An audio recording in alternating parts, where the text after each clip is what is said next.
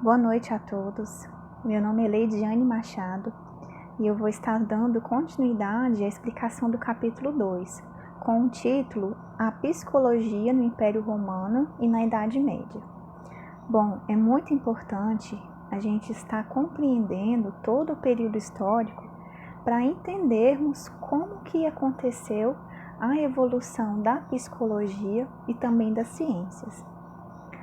A psicologia, ela se originou na filosofia, porque foi através dos filósofos que tivemos início a investigação sobre a mente humana, né? E na Idade Média acontece todo o processo do cristianismo, né? Dá início ao cristianismo, que é um período do ano 400 depois de Cristo. Então, é um período em que a religião, ela monopolizava todas as coisas.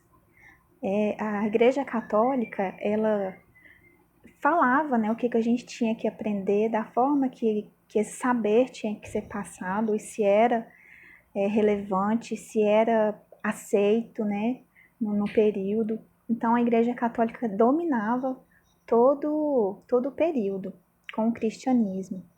Então surge nesse período, ali mais ou menos entre 300 depois de Cristo, alguns filósofos que vão se destacar bastante com o tema cristianismo, que é o Santo Agostinho e São Tomás de Aquino.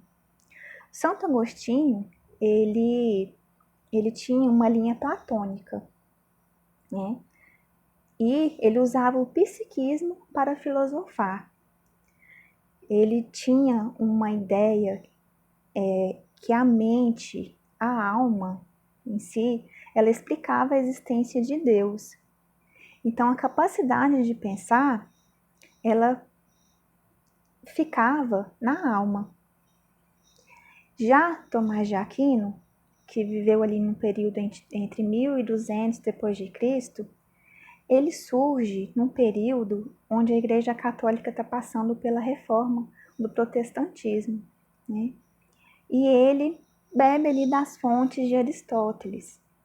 Então, são dois filósofos do período do cristianismo que vão ter assim seus pensamentos bastante fortes ali para explicar esse dualismo entre corpo, entre mente, entre essência, existência, que vai dar muito significado a esse período. Bom, partindo ali para o segundo título, que é um período da psicologia no Renascimento, ou renascentista, que acontece no século XV, nós vamos ter um forte período marcado pelo mercantilismo, ali na Revolução Industrial Francesa, onde começa aquela ideia de compra, de venda, de lucro, né? Surge então o capitalismo, né? Que começa a movimentar toda a parte financeira ali da cidade. Então, nesse período, a igreja, o cristianismo, ele começa a perder a força, porque surge pensadores na época, como Leonardo da Vinci, Michelangelo, que pinta ali, né, esculpe ali suas estátuas de Davi. Eles começam a ter um pensamento mais livre, né? Então a Igreja Católica começa a perder a força por conta do protestantismo.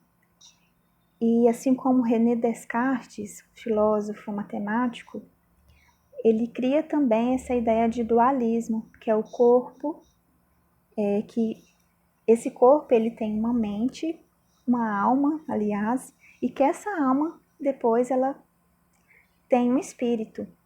Então, René Descartes, junto com esses filósofos que na época tiveram esses pensamentos mais revolucionários, né, digamos assim, mais livres, mais fora ali daquele período do cristianismo, eles vão contribuir para o avanço da psicologia. Porque começa a surgir, então, a ideia de metodologia científica. Quando René Descartes ele cria esse dualismo, que o corpo, antes, lá no cristianismo, ele era sagrado, né, algo sagrado, René Descartes, junto com esses outros pensadores inovadores, eles começam a ter a ideia de que o corpo, ele tem depois daquilo, ele tem um espírito. Então, começa a ter a investigação científica por trás disso. Começa a haver, então, nesse período, o estudo do corpo em si, né, dos cadáveres ali, que antes no cristianismo era uma coisa proibida, uma coisa terrível de outro mundo, digamos assim. Agora, com esses pensadores ali no período do Renascimento, a ciência evolui. Então, como eu disse no início, é muito importante a gente conhecer todo o período histórico, porque cada período ele traz um conhecimento diferente sobre a psicologia e sobre como a ciência, os dois se evoluíram. Então, através deles, ocorre o desenvolvimento ali do estudo sobre a anatomia, né, do corpo humano, sobre a fisiologia humana, e isso vai assim ser muito contribuinte, vai contribuir muito para a evolução da psicologia, porque por meio dessa investigação, né, metodológica ali, não era algo de senso comum, eles começam a entender que se investigar for algo sistematicamente investigado, vai se descobrir outras coisas por detrás disso. Então, eu quis trazer isso para vocês hoje, através desse entendimento que eu tive sobre a minha leitura, que nesses dois períodos, a psicologia ela teve um momento diferenciado, né?